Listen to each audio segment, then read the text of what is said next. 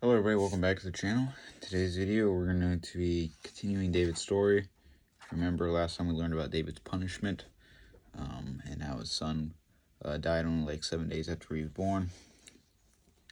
But now we're going to get to the next story called Battling Brothers, based on 2 Samuel chapter 13 verse 23 through 39. For many years David reigns over Israel. Unfortunately, sin and violence reign within his own family. His oldest son, Amnon, is heir to his throne. But another son, Absalom, hates Amnon and wants the crown for himself. Knowing that his father doesn't like to leave Jerusalem, he asks a question. "Father, it is sheep shearing time, and I'm having a big feast in the country. Will you honor my guests with your presence?" "Thank you, Absalom, but if you are having a big feast, I don't want to add to your expenses." "Well, since you can't come, Prince Amnon can represent you." "But he hates his half-brother. Can I trust him?"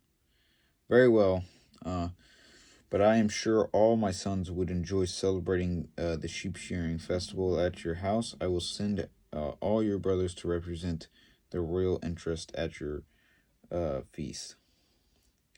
And he thinks to himself, he won't dare do anything foolish with all his brothers around.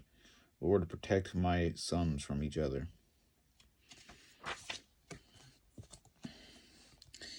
But Absalom has plotted for 2 years to kill his older brother. Nothing will stop him.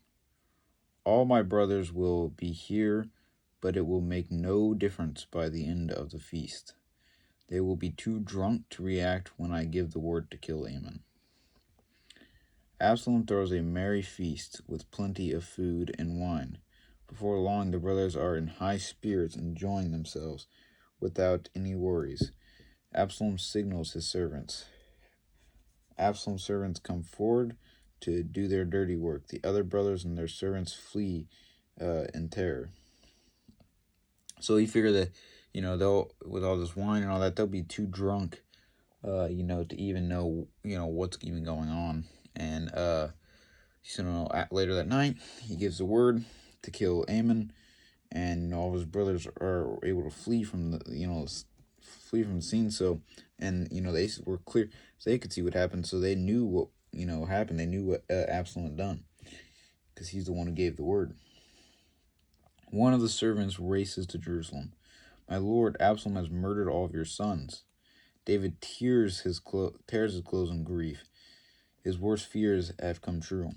But in his fear, the servant had exaggerated the tragedy. David's other sons soon come stumbling into the palace. "We're okay. Absalom only murdered Amnon. The rest of us escaped. Thank God you are safe, but Amnon, my firstborn son, is dead. Absalom must be punished for this." But Absalom has already fled to Geshur, where his grandfather is king. So, now, Absalom wanted the throne because, Amnon was, heir to the throne. He was the firstborn. So when David would die, Absalom would become, king.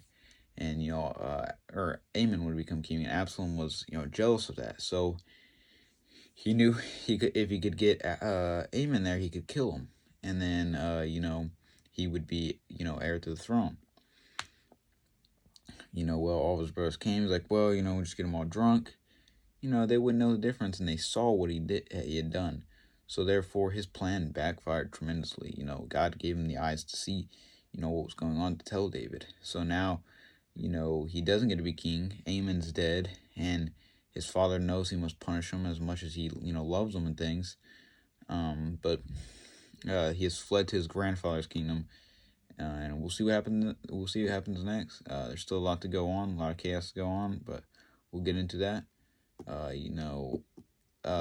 This is what I was kind of saying, a couple episodes ago or whatever, where sometimes your actions don't just affect, you or your life. It also affects others as well, and so you always got to be very careful and make sure you're doing your best for God and not sinning and not especially, doing, repeatedly, or something, something like that. So, now it's time to ask for forgiveness and repent, and, get your life changed around that way, it doesn't affect those around you. And sometimes God wakes you up by either doing something to you, it could be a tremendous thing, or doing something to a loved one. I thank you guys for watching. Hopefully you learned something new about David and his, family and his story. And as always, take it easy. See you guys next week.